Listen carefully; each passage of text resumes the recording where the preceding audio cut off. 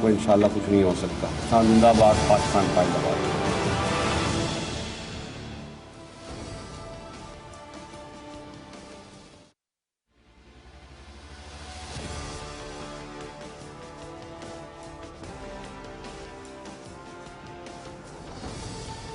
जी अस्सलाम वालेकुम। सबसे पहले तो प्रोग्राम जी फॉर ख़रीदा देखने वालों और न्यूज़ वन देखने वालों को बहुत बहुत ईद मुबारक।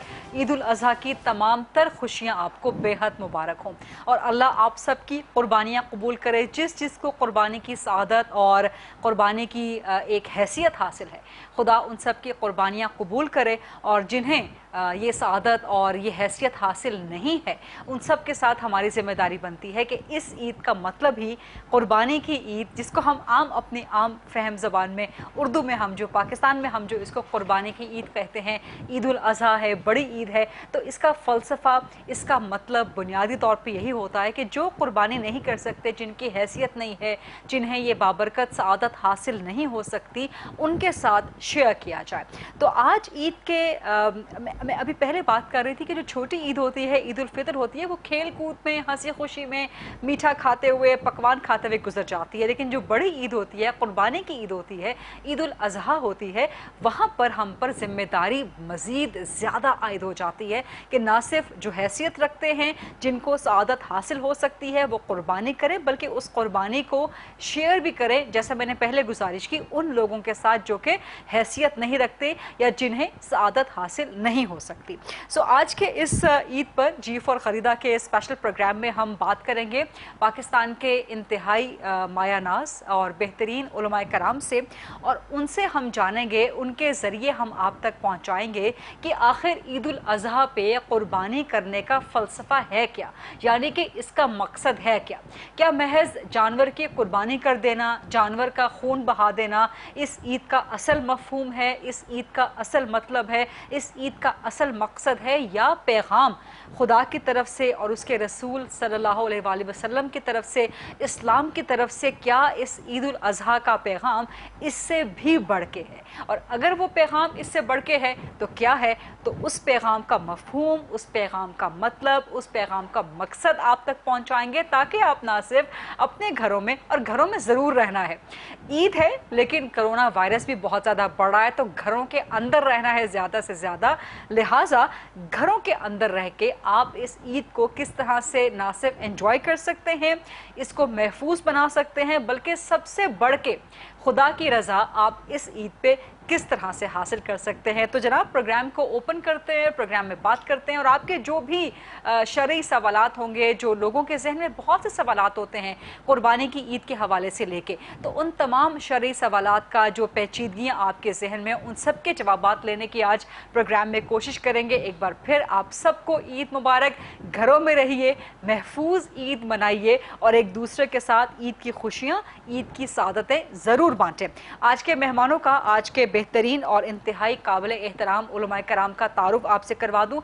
सबसे पहले मेरे साथ मौजूद हैं अल्लामा ताहिर अशरफी साहब, मुल्क के मायानाज मजहबी स्कॉलर हैं, वज़ीर-ए-आज़म के मुआविन खुसूसी हैं बराए बैनुल मज़ाहिब हम आहंगी के।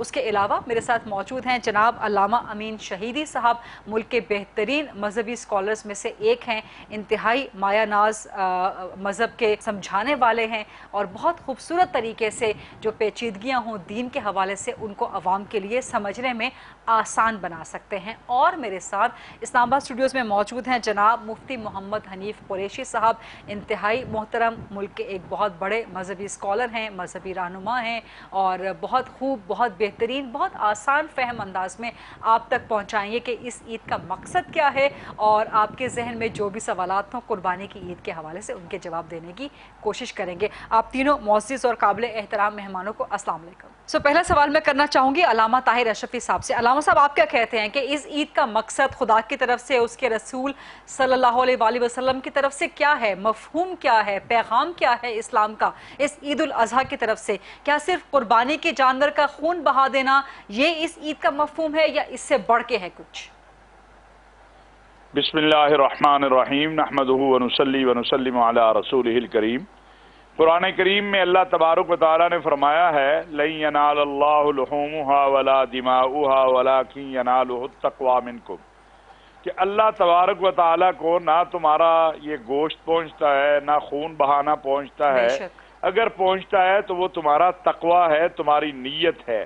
تم قربانی اگر اللہ کے لیے کر رہے ہو، جیسا کہ قرآن کریم کی ایک اور آیت ہے کہ قل ان صلاتی و نسکی و محیای و مماتی للہ رب العالمین لا شریک لہ، کہ میری نماز، میری قربانی، میرا اٹھنا، میرا بیٹھنا، میری زندگی، میری موت اللہ کے لیے ہے۔ اگر تو اس کا جذبہ یہ ہے کہ میں نے اللہ کے لیے یہ کرنا ہے اور اس کی نمود و نمائش نہیں کرنی ہے، اور میں نے جو اپنی بہت ساری عزیز چیزیں ہیں اگر اللہ کا حکم آ جاتا ہے تو میں نے اسے قربان کرنا ہے، پھر تو یہ اللہ کے ہاں مقبول ہوگی۔ قربانی جو ہے بیسیکلی اللہ کے روزہ بھی اللہ کے نزدیک ہونے اور تقوی کو اختیار کرنے کے لیے ہے، اور وہ تقوی کیا ہے؟ وہ ہے اللہ اور اللہ کے رسول کی بات کو ماننا۔ ایک شخص 10 قربانیاں کرے لیکن اگر وہ ملاوٹ کر رہا ہے، وہ جھوٹ بول رہا ہے، وہ جعلی ادویات بنا رہا ہے، وہ زمینوں پہ قبضے کر رہا ہے، وہ لوگوں کے حق مار رہا ہے، تو اس کی یہ قربانیاں تو عند اللہ مقبول نہیں ہوں گی۔ قربانی کا مقصد ہی یہ ہے کہ دیکھیں نا، حضرت ابراہیم علیہ السلام جو ہیں، ان کو کہا گیا کہ اپنی بیوی اور بچے کو جو ہے چھوڑ دو، وادٍ غیر ذی زرع، جہاں کچھ بھی نہیں تھا، کوئی درخت بھی نہیں تھا، پانی بھی نہیں تھا، تو وہ چھوڑ کے چل پڑے۔ بیوی نے پوچھا کدھر جا رہے ہو؟ کہا اللہ کا حکم ہے۔ کہا اگر اللہ کا حکم ہے تو جاؤ۔ اب بچہ بڑھاپے کی اولاد ہے، خوبصورت ہے، کھیلنا کودنا شروع ہوا ہے، خواب میں آ گیا، انی ارا فی المنام انی اذبحک، میں نے خواب میں دیکھا تجھے ذبح کرنا ہے۔ تو بچہ بھی آگے سے جو ہے وہ ابراہیم علیہ السلام کا تھا۔ کہا جو دیکھا ہے وہ یا ابت افعل ما تؤمر، اور پھر اللہ تبارک و تعالی نے آسانی کر دی، اس امت کے لیے آسانی ہے۔ مقصد یہ نہیں تھا کہ جو ہے قربانی، مقصد یہ تھا کہ اگر اللہ کی رضا کے لیے، اللہ کے احکامات کو ماننے کے لیے، رسول اللہ صلی اللہ علیہ وسلم کے احکامات کو ماننے کے لیے اپنا بیٹا بھی قربان کرنے پڑے گا تو ہم قربان کریں گے۔ یہ نہیں ہے کہ آج جس طرح ہم دیکھتے ہیں کہ جانور خریدتے ہیں، پھر ٹی وی پر، سوشل میڈیا پر شروع ہو جاتا ہے، اتنے لاکھ کا، اتنے کروڑ کا خرید لیا، اور اس کی نمائش قطعاً اسلام اس کی اجازت نہیں دیتا۔ اسلام تو یہ حکم دیتا ہے کہ آپ کے محلے میں اگر کوئی دوسرا قربانی نہیں کر رہا یا آپ نے اچھا جانور لیا ہے تو تب بھی اس کی اس لیے نمائش نہ کرو تاکہ دوسرے کی دل آزاری نہ ہو۔ بہت خوبصورت بات کی ہے، اسی نقطے سے بات کو آگے بڑھاؤں گی۔ علامہ امین شہیدی صاحب، یہی سوال آپ سے کروں گی لیکن مختلف پیرائے میں سوال کروں گی کہ ایک تو یہ کہ لوگ سمجھتے ہیں کہ جی اللہ غفور الرحیم ہے، آپ نے جتنے گناہ کر لیے باوجود اس کے کوئی گناہ کبیرہ نہ ہو، صغیرہ نہ ہو، بڑے گناہ نہ ہو، تو اس کے علاوہ اگر آپ کوئی گناہ کر رہے ہیں تو اللہ غفور الرحیم ہے، آپ کو معاف کر دے گا، آپ روزے رکھ لیں گے آپ کو معافی مل جائے گی، آپ نماز پڑھ لیں گے، آپ حج کر لیں گے، آپ زکوٰۃ دے دیں گے، آپ قربانی کر دیں گے، آپ کو معافی مل جائے گی۔ کیا واقعی ایسا ہے کہ آپ اس کے علاوہ جتنے مرضی گناہ کرتے رہیں، بڑے بڑے گناہوں کے علاوہ؟ دوسری بات یہ کہ نمود و نمائش کی جو بات ہوئی ہے اس عید پر، تو ایک تو جذبہ یہ ہوتا ہے جیسے معصوم بچوں کا یا نوجوان لڑکوں لڑکیوں کا کہ جی گھر میں اگر جانور آیا ہے تو اس کو مہندی وہندی لگا کے سجا سنوار کے شہروں میں گلی کوچوں میں ذرا پھرایا جائے، تو نمود و نمائش کا فرق کس طرح سے کیا جائے گا؟ علامہ امین شہیدی صاحب۔ بسم اللہ الرحمن الرحیم۔ میں سب سے پہلے تو فریدہ آپ کو اور آپ کی ٹیم کو اور آپ کے اس پروگرام کے ذریعے سے پوری امت مسلمہ کو عید الاضحیٰ کی مبارکباد پیش خیر مبارک۔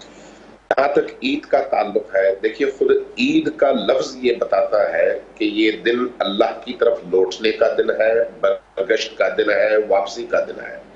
اللہ کی طرف کون لوٹتا ہے؟ جو اللہ سے دور جا چکا ہو۔ تو گویا اللہ سے دور جانے والے گناہگار انسانوں کی واپسی کا نام عید کا دن ہے۔ اس لیے حضرت علی علیہ السلام نے نبی کریم سے یہ قول نقل فرمایا کہ کل یوم لا یعصی اللہ فیہ فہو عید، ہر وہ دن جس میں انسان گناہ نہ کرے وہ عید کا دن ہے۔ اب عید یہاں پر اضحیٰ کے ساتھ جمع ہے، یعنی قربانی کی عید۔ تو قربانی اور عید کا جمع کیسے ہوگا، اجتماع کیسے ہوگا؟ قربانی کا مطلب ہے انسان اپنی محبوب چیز کو اپنے محبوب کی راہ میں لٹا دے۔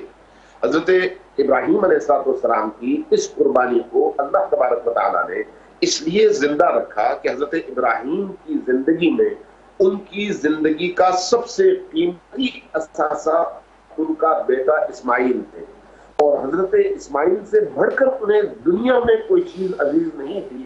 اس عزیز ترین متاع کو اللہ کے رسول نے اللہ کی بارگاہ میں قربان کر کے یہ کہا کہ میں اللہ کی رضا کو اپنی رضا پر فوقیت دے رہا ہوں۔ تو اس یاد کو زندہ رکھنے کے لیے اللہ تبارک و تعالیٰ نے مسلمانوں کو پھر قربانی منانے کا اور قربانی کی اس سپرٹ کو زندہ رکھنے کا حکم دیا۔ تو اس آسان ترین نسخے کے ذریعے سے ہمیں سنت ابراہیمی کی ترویج اور پیروی کا حکم دیا گیا ہے۔ اب جب آپ اس ارادے کے ساتھ عید کے لیے جانور لیں گے تو پھر آپ کبھی بھی یہ نہیں دیکھیں گے کہ میں نے کس طرح سے فریج بھرنا ہے، آپ یہ دیکھیں گے کہ سال بھر جو لوگ بھوکے رہے، جن کے گھروں میں گوشت مہینوں نہیں پہنچ پایا، جو لوگ محنت مزدوری کے بعد بھی کچرے میں سے خوراک چن کر کھانے پر مجبور ہیں، جو لوگ جھگیوں میں رہتے ہیں، جو لوگ کچی آبادیوں میں رہتے ہیں، جو لوگ اپنی زندگی کی سطح کے لحاظ سے فقر کی لکیر اور غربت کی لکیر سے نیچے کی زندگی بسر کر رہے ہیں، ان تک میں کسی طرح سے یہ گوشت پہنچاؤں اور ان کے دلوں کو سرور بخشوں۔ یہ عید کے اندر موجود بنیاد فلسفہ ہے۔ اب جہاں تک آپ کے اس گناہ کے سوال، دیکھیے سب سے پہلی بات یہ ہے کہ اگر ہم حرام کی کمائی گھر لے کر آتے ہیں، چاہے وہ 1 روپیہ ہی کیوں نہ ہو، تو اس 1 روپے کی وجہ سے ہمارے باقی حلال کی کمائی بھی آلودہ ہو جاتی ہے، اور آلودہ مال میں سے قربانی کبھی بھی قبول نہیں ہوتی۔ کبھی انسان گناہ کبیرہ کرتا ہے، کبھی گناہ صغیرہ کرتا ہے، چاہے وہ گناہ کبیرہ ہو یا صغیرہ ہو۔ اگر میں گناہ کروں اس نیت سے کہ خدا بخش دے گا، تو پھر یہ گناہ چھوٹا بھی ہو تو بڑا گناہ ہے، اس لیے کہ اللہ کی نافرمانی ہے، اس رب عظیم کی جس کی مرہون منت کی تمام ہستی ہے، لہٰذا اس کی بارگاہ میں چھوٹے سے چھوٹا گناہ بھی بڑے سے بڑا گناہ ہے۔ اللہ صرف گناہ معاف نہیں کرتا بلکہ اس کے گناہوں کو نیکیوں میں تبدیل کر کے اس کو اجر عظیم بھی عطا کرتا ہے۔ لیکن یہ کب ہوگا؟ جب انسان گناہ سے اپنے آپ کو روکے اور آئندہ کے حوالے سے اللہ سے عہد کرے کہ وہ اب اپنے کیے ہوئے وعدے کو توڑے گا نہیں اللہ کی بارگاہ۔ درست۔ مفتی محمد حنیف قریشی صاحب، آپ کیا کہتے ہیں کہ آپ کے نزدیک کیا مفہوم ہے؟ آپ نے کیا سمجھایا خدا کی طرف سے، اس کے رسول صلی اللہ علیہ وسلم کی طرف سے، اسلام کے پیغام کی طرف سے، کہ اس قربانی کی عید کا مفہوم کیا ہے، نمبر 1؟ اور دوسری بات، سب سے اہم ترین بات، کہ آج کل جس طرح کے نفسا نفسی کا دور چل نکلا ہے، لوگ قربانی کرتے ہیں صرف اس لیے کہ اپنے گھروں کے اندر گوشت جو ہے فریزرز میں سارا سال کے لیے، اور بہترین گوشت کا جو بہترین حصہ ہو وہ اپنے لیے محدود کر کے رکھ لیں، تو کیا اس سے قربانی قبول ہو جاتی ہے؟ بسم اللہ والصلاۃ والسلام علی رسول اللہ۔ قربانی کا کانسیپٹ جو ہے یہ بہت پرانا ہے، یعنی اتنا پرانا ہے کہ جتنا ہم انسانوں کی تاریخ پرانی ہے۔ ہمیں قرآن مجید برہان رشید کے اندر حضرت سیدنا آدم علیہ السلام کے 2 بیٹے ہیں، حابیل اور قابیل، تو وہاں سے یہ لفظ قربان قرآن مجید کے اندر ہمیں ملتا ہے، اور وہاں سے یہ پتہ چلتا ہے کہ انہوں نے بھی اللہ کی قربت کے لیے حضرت آدم علیہ السلام نے ان کی رہنمائی فرمائی، اور انہوں نے ان میں سے جو حابیل تھے اور قابیل تھے، تو ان دونوں کو انہوں نے فرمایا، تو انہوں نے اللہ کی راہ میں قربانی جو ہے نا وہ پیش کی، جن میں سے ایک کی قربانی کو اللہ تعالیٰ کی طرف سے قبول کر لیا گیا اور دوسرے کی قربانی جو ہے وہ رد کر دی گئی۔ اس کے علاوہ آپ تاریخ مذاہب عالم کو اگر ہم دیکھتے ہیں تو آسمانی مذاہب ہوں یا غیر آسمانی مذاہب، جو چیز تمام مذاہب میں ہمیں مشترک نظر آتی ہے، وہ چاہے انداز طریقہ کچھ بھی ہو، آپ بدھ مت کو دیکھیں، زرتشت کو دیکھیں، ہندوازم کو دیکھیں، اسی طرح باقی جو ہے نا یہودیت کو دیکھ لیں، عیسائیت کو، اور اس کے علاوہ جتنے بھی قدیم یونانی مذاہب ہیں ان کو آپ دیکھیں، تو آپ کو بڑا سر فہرست ان کی عبادات کے اندر قربانی ملے گی۔ تو اس حوالے سے قربانی جو ہے، اس کا بنیادی فلسفہ کیا ہے؟ اصل میں ہر مسلمان کی جو عبادت ہے وہ اللہ تبارک و تعالیٰ اس انسان کی تعمیر سیرت اس عبادت کے ذریعے سے فرما رہے ہوتے ہیں. مثلا ہم نماز پڑھ رہے ہیں, ہماری اس کے ذریعے سے تربیت ہو رہی ہے کہ ہم اپنے جسم کو پاک رکھیں, ہم اپنے لباس کو پاک رکھیں. ظاہر ہم نے نماز پڑھنی ہے تو اس نماز کے لیے جناب ہم نے وضو کرنا ہے, پھر لباس ہمارا پاک ہو, پھر ہم نے جس جگہ نماز پڑھنی ہے وہ جگہ ہماری پاک ہو, پھر اس میں یکجہتی کا جو ہے نا فلسفہ ہے کہ آپ کی ایک مرکز کے ساتھ آپ جڑ جائیں, اس لیے ہمیں کعبۃ اللہ کی طرف رخ کر کے نماز پڑھنے کا حکم دیا.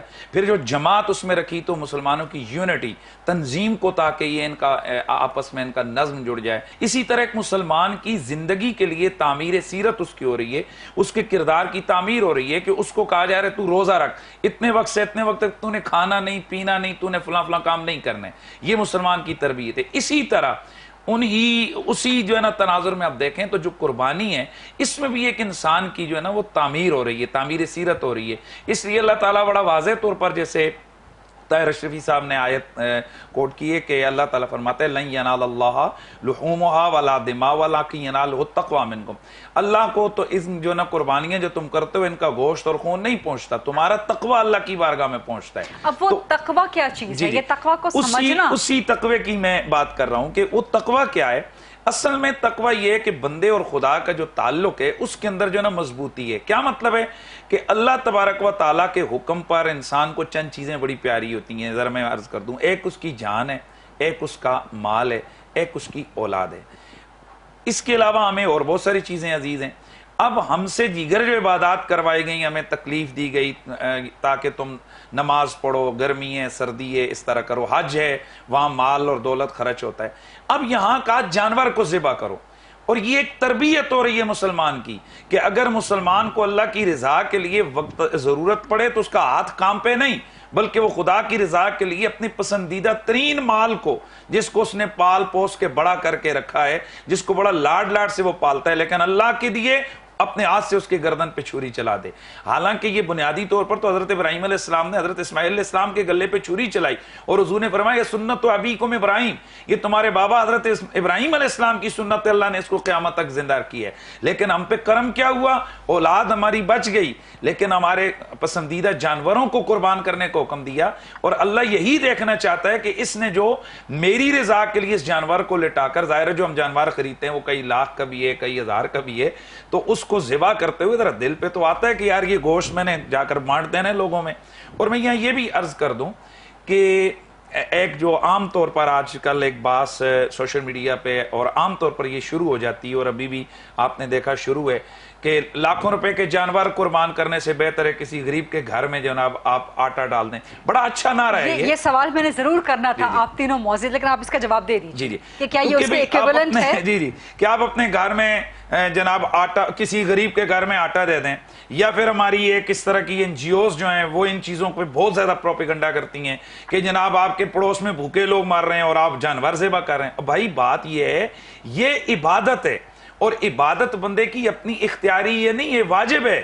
جو صاحب حیثیت لوگ ہیں ان کے لیے واجب ہے. جس طرح حج فرض ہے تو وہاں یہ عقلی ڈکوسلے سے حج کو ہم نہیں موخر کر سکتے کہ جی 10 لاکھ روپے جو حج پہ لگانا ہے اتنا ہم غریبوں کی مدد کر دیں. نہیں, عبادت جو ہے وہ عبادت ہم نے بجا لانی ہے. اور اللہ تعالیٰ یہی تو ظاہر فرمانا چاہتے ہیں کہ یہ میرا بندہ میری رضا کے لیے اپنی جان پر سختی کیسے اٹھائے گا, حج کیسے کرے گا, اور اسی طرح یہ میری رضا کے لیے یہ کس خوش دلی کے ساتھ, یعنی اس کی دل کے اندر کتنی تڑپ اور کیا نیت ہے, کس نیت کے ساتھ اس جانور کو یہ میری رضا کے لیے ذبح کرے گا.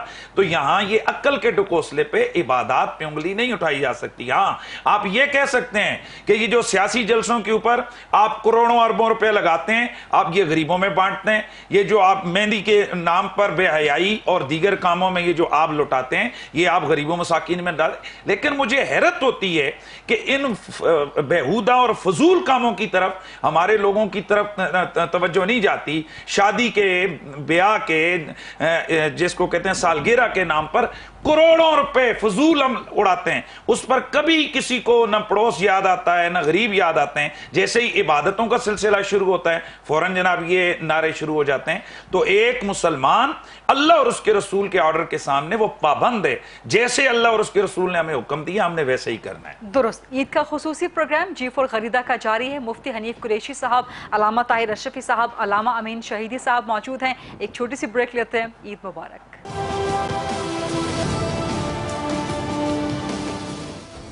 जी एक बार फिर welcome back after the break और एक बार फिर आपको ईद मुबारक। हमारे साथ मौजूद हैं अलामा ताहिर अशरफी साहब, मुफ्ती हनीफ कुरैशी साहब और जनाब अलामा अमीन शहीदी साहब। इनसे सवालात के जवाब लेते हैं। इसी नुक्ते को लेके, इसी सवाल को लेके अलामा ताहिर अशरफी साहब आपकी तरफ आऊँगी। जिस तरह आजकल कोरोना वायरस के केसेस बहुत ज़्यादा बढ़ रहे हैं और अब पाकिस्तान में डेल्टा वेरिएंट भी सामने आ गया है जो बहुत तेज़ी के साथ फैलता है, तो एक जो सोच है जिसका जिक्र मुफ्ती हनीफ कुरैशी साहब ने भी किया कि ये कहा जाता है, ये प्रचार किया जाता है कि जी आप फलां चीज़ के बजाय वैक्सीन किसी को लगवा दें, किसी गरीब को वैक्सीन लगवा दें, आप कुर्बानी के बजाय 10 गरीबों को वैक्सीन लगवा दें या एक गरीब ख़ानदान को वैक्सीन। क्या ये चीज़ें जायज़ हैं कि जो चीज़ इबादत के लिए महदूद है और महफूज है उसका आप एक नेमुल बदल तलाश कर सकते हैं? अलामा ताहिर अशरफी साहब जी, मैं इसकी मिसाल आसान कर देता हूँ बगैर लंबी चौड़ी किसी बहस में। आप देखें, एक शख्स सारा दिन सदका करे, ज़कात करे, माँ बाप के कदम दबाए, उनकी खिदमत करे, वो कहे 5 नमाजें हैं, ये नमाजें जो है अल्लाह मियाँ मुझे माफ़ कर देगा, मैं तो लोगों की बड़ी खिदमत करता रहूँगा, तो उसको नमाज छोड़ने का जो गुनाह है वो ज़रूर होगा। हाँ, ये जो अच्छा अमल किया इसका सवाब होगा। अब अगर आपके ऊपर कुर्बानी है तो आप अपना जो नफली कुर्बानी है, देखें 2 चीज़ें हैं मैं अर्ज़ करूं जो इन अय्याम में होती हैं। एक हज है, बहुत सारे लोग जिन्होंने हज किया हुआ है लेकिन वो नफली हज करना चाहते थे, लेकिन कोरोना की वजह से चूंकि हज नहीं है, वो वही पैसा अगर इस नीयत से किसी गरीब के ऊपर लगा देंगे, क्योंकि उनका ये नफली हज है, फर्जी नहीं, ठीक कि मैंने तो हज के लिए रखा था, अब मन इस्तता इलैहि सबीला कुरान का हुक्म है, इस्तिताअत नहीं है, जा नहीं सकते, तो मैं ये पैसे किसी गरीब को या किसी मुस्तहिक पे लगाता हूं तो उसको अल्लाह दोनों अजर दे देंगे, हज का भी इंशाअल्लाह और गरीब की मदद का भी, मुस्तहिक की मदद का भी।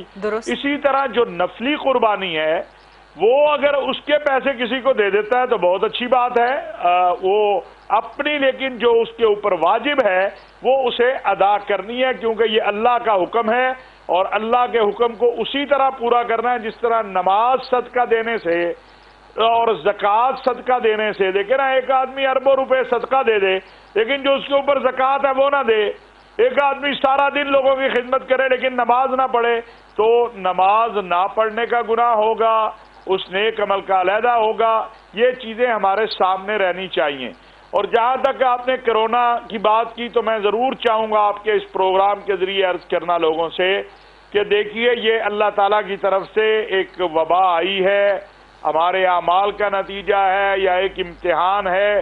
इससे निकलने का रास्ता क्या है? एक अल्लाह की तरफ रुजू है और दूसरा एहतियात है।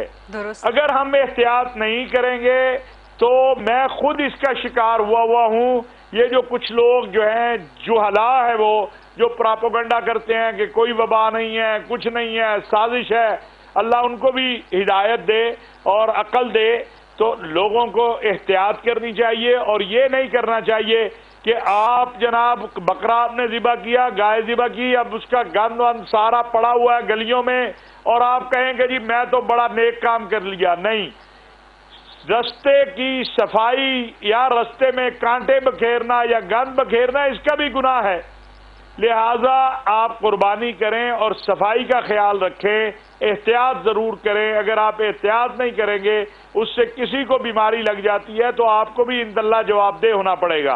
तो मैं ये भी अर्ज़ करूँगा कि अभी ये वबा ख़त्म नहीं हुई, चौथी वेव जो बताई जा रही है वो ख़तरनाक भी है और तेज़ी से फैल भी रही है।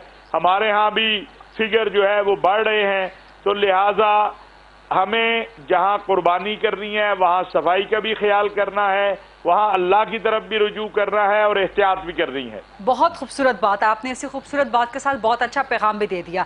अलामा अमीन शहीदी साहब, मुझे कुर्बानी के शरई उमूर के हवाले से, और आवाम भी इस प्रोग्राम को देख रहे हैं, आपके माशाअल्लाह आपसे मोहब्बत करने वाले, आपको जानने वाले, आपके मानने वाले बहुत से लोग हैं। ये बताइएगा कि क्या किसी के पास इस्तिताअत है تو لازمی ہے کہ وہ ایک جانور کے بجائے 2 جانور یا 3 جانور یا 4 جانور، کیونکہ اس میں جو معاشرتی پریشر ہوتا ہے، مثال کے طور پہ ایک اگر بڑی امیروں کی کالونی ہے یا ایک ایسی گلی ہے یا ایک ایسی جگہ ہے کہ جہاں پہ بہت سے امیر خاندان مل کے رہتے ہیں، وہاں پہ اگر سب نے 5 یا 6 جانور قربان کیے ہیں تو دوسرا ہمسایہ اس سے بڑھ کے جانور، تو کیا یہ جائز ہے کہ اگر آپ استطاعت رکھتے ہیں تو آپ جتنے مرضی جانور قربان کر سکیں، لیکن اس کے بعد پھر جو معاشرتی اس کے مسائل پیدا ہوتے ہیں یا جو ایک ریس لگ جاتی ہے پورے ملک میں یا پورے معاشرے میں کہ جو قربانی کے 1 نہیں 2-3 جانور قربان کرنے چاہیے، اس کے حوالے سے شریعت کیا کہتی ہے؟ اور دوسرا یہ قربانی کے جانور کا گوشت کتنے حصوں میں بانٹنا چاہیے، کس طرح سے بانٹنا چاہیے؟ یہ سوال میں بار بار اس لیے کر رہی ہوں کیونکہ دیکھنے میں یہی آتا ہے کہ لوگ قربانی کے جانور کو کٹوا کے سارے کا سارا گوشت سارے سال کے لیے اپنے فریزرز میں محفوظ کر لیتے ہیں۔ علامہ امین شہیدی صاحب، دیکھیے آپ نے بڑا اچھا سوال اٹھایا ہے۔ پہلی بات تو یہ ہے کہ یہ جو دوسروں کے دیکھا دیکھی مقابلے میں ریس میں جانور ذبح کیے جاتے ہیں، جانور تو ذبح ہوتے ہیں لیکن قربانی نہیں ہوتی۔ قربانی اللہ کے لیے ہوتی ہے، دوسروں کے مقابلے ہوتی ہے۔ دوسروں کے مقابلے کے لیے جو آپ جانور ذبح کرتے ہیں وہ آپ اپنی نفسانی خواہشات کی تکمیل کر رہے ہوتے ہیں، اللہ کے حکم کی تکمیل نہیں کر رہے ہوتے۔ لہذا یہ ایک الگ کھیل ہے اور دولت کی نمود و نمائش ہے، اور قربانی ایک الگ عبادت ہے جس کا تعلق اللہ کی رضا سے اور انسان کے درجات کی بلندی سے ہے۔ لہذا اگر کوئی شخص اس پر قربانی فرض ہے اور وہ ایک جانور لے کر قربان کر دیتا ہے تو فرضیت ادا ہو گئی۔ درست۔ اب اگر وہ مزید کرنا چاہے تو شریعت اس کو روکتی نہیں ہے نفلی طور پر، لیکن مسئلہ یہ ہے کہ وہ اس قربانی سے ہدف کیا رکھتا ہے، ارادہ کیا ہے۔ اگر اس قربانی کے ذریعے سے وہ جا کر غریبوں کے گھروں میں گوشت پہنچاتا ہے تو بہت اچھی بات ہے، پھر تو یہ اس قربانی کی منشا اور اس کی روح کے بالکل عین مطابق ہے۔ اگر وہ ان گھروں میں یتیموں، بیواؤں، ناداروں اور غریب آبادیوں، جھگی نشینوں تک یہ گوشت پہنچاتا ہے جن کو سال بھر میں بھی ایک دفعہ شاید گوشت کھانا نصیب نہ ہوتا ہو، تو یہ عین عبادت ہے، عین قربانی ہے۔ لیکن اس میں بھی جس چیز کا خیال رکھنے کی ضرورت ہے وہ یہ ہے کہ لوگوں کو دکھانے کے لیے نہ ہو۔ جو اللہ کے مقرر بندے ہیں وہ لوگوں کی نگاہوں سے چھپ کر یہ کام کرتے ہیں، دکھا کر نہیں کرتے۔ ابھی آپ نے شاید دیکھا ہو کراچی کے اندر، میں اپنی آنکھوں سے دیکھ چکا ہوں، باقی شہروں میں بھی ایسی صورتحال ہوتی کہ لوگوں نے بھیڑ بکریاں لی ہوتی ہیں، بیل وغیرہ لیے ہوتے ہیں، سڑک بند کر دیتے ہیں، گلی بند کر دیتے ہیں، ٹینٹ لگاتے ہیں، روشنیاں کرتے ہیں، کرسیاں لگا کے باہر بیٹھ جاتے ہیں، اور آپ کو گزرنے کی راہ بھی نہیں مل رہی ہوتی۔ آپ کی کاریں اندر جا نہیں پا رہی ہوتی، آپ کو بہت دور گاڑی کھڑی کر کے اپنے گھر جانا پڑتا ہے۔ جہاں پر قربانی کے نام پر ہمسایوں کی اذیت کا سامان ہو، یہ قربانی نہیں ہے، یہ گناہ ہے۔ تو اس لیے عبادت کو ریاکاری سے الگ کر کے ہمیں دیکھنا چاہیے۔ اب جہاں تک قربانی کے گوشت کی تقسیم کا معاملہ ہے، اس کے 3 حصے ہیں۔ ایک آپ کے گھر کے لیے ہے، لیکن وہ چن کر نہیں ہے، بلکہ سارا گوشت، یعنی کہ یہ نہیں کہ آپ نے ران جو ہے وہ گھر میں محفوظ کر کے رکھ لی۔ جی میں عرض کر رہا تھا کہ جب آپ نے جانور کاٹ لیا، اس کا گوشت کی بوٹیاں بنا لی، اس کو مکس کیا، تو اس مکس میں سے اب ایک حصہ آپ نکالیں گے اپنے بچوں، اپنے گھر والوں اور گھر آنے والے مہمانوں کے لیے۔ دوسرا حصہ آپ نکالیں گے ان عزیز اقارب کے لیے جو آپ کے رحم کے رشتہ دار ہیں، ان رشتہ داروں کو دیں گے۔ اور تیسرا حصہ ان غریب لوگوں کو دیں گے، ان کو نہیں جن کے گھروں سے آپ کے گھر گوشت آتا ہے، نہیں ان کو نہیں، بلکہ ان لوگوں کو جن کو آپ جانتے بھی نہیں ہیں لیکن وہ مستحق ہیں، ضرورت مند ہیں۔ آپ جھگیوں میں چلے جائیں، آپ کو سینکڑوں اس طرح کے خاندان ملتے ہیں، ہزاروں خاندان ملتے ہیں۔ وہ جو کچی آبادیاں ہیں وہاں پر آپ کو ہزاروں اس طرح کے خاندان ملتے ہیں۔ شہر کے وہ جو غریب علاقے ہیں وہاں پر آپ کو ہزاروں اس طرح کے خاندان ملتے ہیں۔ مفتی حنیف قریشی صاحب، علامہ طاہر اشرفی صاحب، علامہ امین شہیدی صاحب موجود ہیں۔ ایک چھوٹی سی بریک لیتے ہیں۔ عید مبارک۔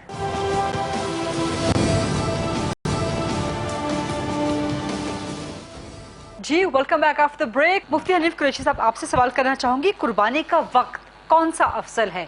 کیا نماز عید سے قبل قربانی ہو سکتی ہے؟ اول تو یہ، اور 3 دن ہیں عید قربان کے بھی، کیا ان میں بھی کوئی فوقیت ہے کہ پہلے دن قربانی کا جو اجر ہے وہ بہت زیادہ ہے، دوسرے دن اجر کم ہے، تیسرے دن کم ہے؟ کیا اس میں حقیقت ہے شرعی اعتبار سے؟ یہ آپ نے بہت ہی اچھا سوال کیا ہے.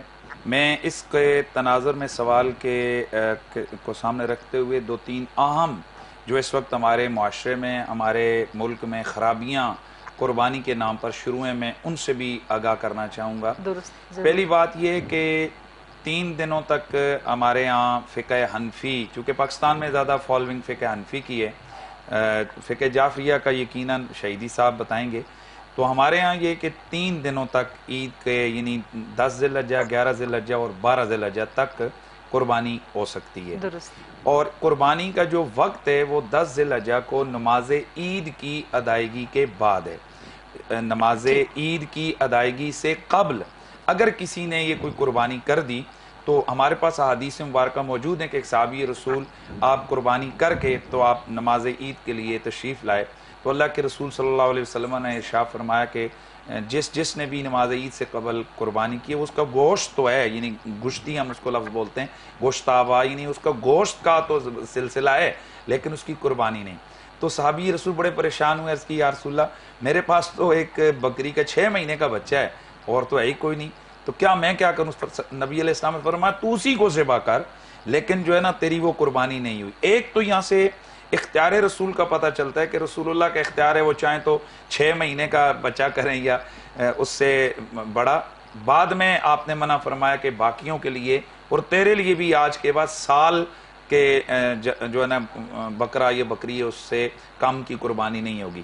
تو حضور نے منع کیا ایک طرف اور پھر عملاً صحابی سے دوبارہ قربانی کروائی، جس کا مطلب یہ کہ اگر نماز عید سے قبل یہ قربانی ہوتی ہے تو قربانی نہیں. ہمارے یہاں آج کل ایک نیا ٹرینڈ شروع ہے، ہمارے پنڈی اسلام آباد میں بھی یہ بڑا زیادہ شروع ہو چکا ہے، اسی طرح باقی شہروں میں بھی شنید ہے کہ جو بڑے بڑے سٹورز ہیں وہ بکنگ کر لیتے ہیں قربانی کے جانوروں کو. اور اب تو آن لائن بکنگ بھی ہوتی ہے. جی وہ یہ بکنگ کرتے ہیں، کہتے ہیں جی کہ آپ جانور اپنا دے جائیں، ہم آپ کو سویرے 6 بجے 7 بجے، یعنی 100 200 300 جانور انہوں نے کھڑے کیے ہوئے ہیں اور وہ لگے ہوئے ہیں. اور شنید یہ کہ وہ جو ہے نا سحری سے پہلے وہ شروع کر دیتے ہیں ان کو ذبح کرنا.